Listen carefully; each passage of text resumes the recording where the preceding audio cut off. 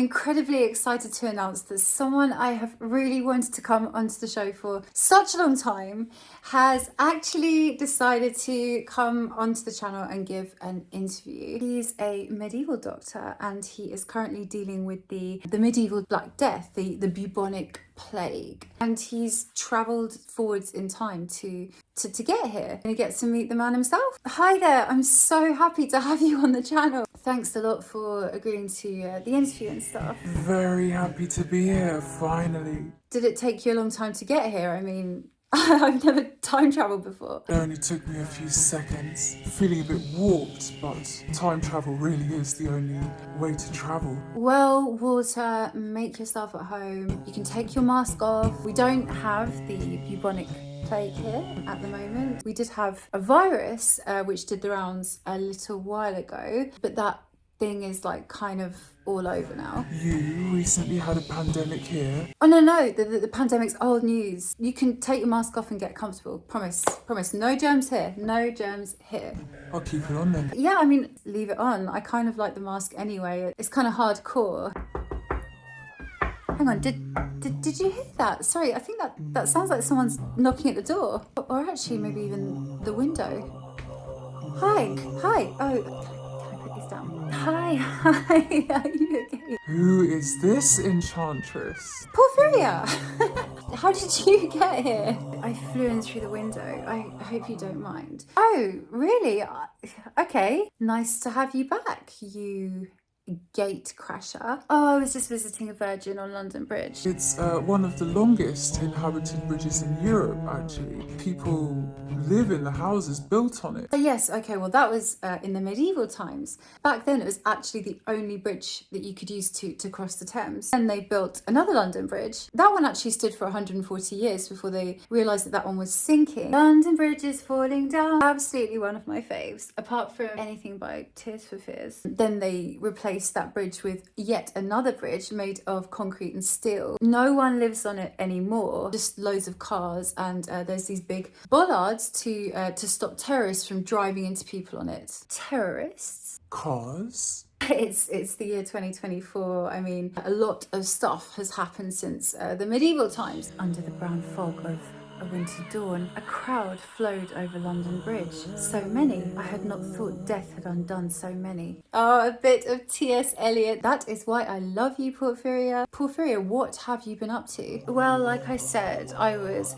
visiting a random virgin on London Bridge, and after I'd finished eating, he invited me to play some Resident Evil 4. Great game, but I've played it to death.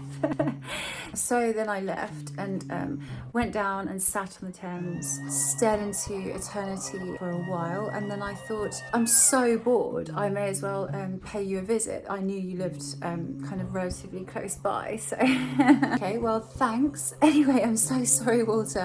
Back to you and your magnificent mask. I know, right? I totally stole his thunder. Stole my thunder? What does that even mean? What have you got in there? That beautiful mask. It smells fantastic. Oh, today it's the usual mixture of lavender and peppermint stuffed into the beak here. Protects from the miasma. Oh, what's miasma? Why?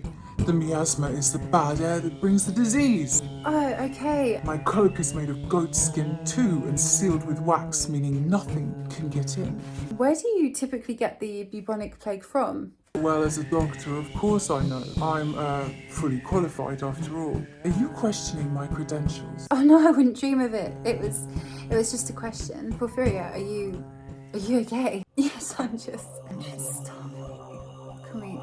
It's okay. If you're hungry, we can always do the feeding after the show. In the meantime, can you just shh? I'm so sorry, Walter. Where do you typically get the bubonic plague from? Oh, I mean, it's the people on the street. The people that you meet. Those with red crosses on their doors. And the blood covering the wooden floors. Gosh, when you guys walk in on the neighbourhood dressed like that, you must scare the hell out of the locals, right? I mean, imagine all of you just waltzing in those bird masks and those cloaks. Oh yes, our presence is the marker of death as far as most people are concerned. Most people flee upon seeing us enter the neighbourhood. I carry a stick so I can poke people. It's everywhere.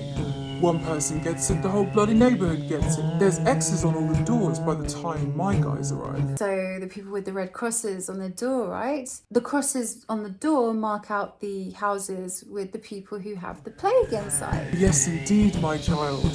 X marks the spot, as they say. Oh gosh, so what do you do when you see a door marked with an X? I enter the door with my mask and my stick, cutting a rather fine silhouette, as you can imagine. And well, I'm usually shown into the room of the afflicted, and, well, with my stick, and from a safe distance, I poke them. Usually smells awful in there. Bursting sores, blood all over the floor. Sounds delicious. And I guess they must pay you really well for this work. Oh, handsomely. What a way to make money. I mean, you guys are doing a fantastic job. Do people come out at night and just give you a round of applause? No round of applause yet. Need to actually save some lives first. Why save their lives when you can take them? Favourite colour? Red. X marks the cross red. Oh, absolutely. Well, my time is almost up. Got to get back to my duties after all. A pleasure, my child. And P, stay in touch, you bad girl.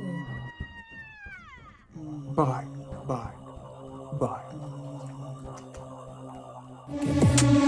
I was programmed inside to beat you.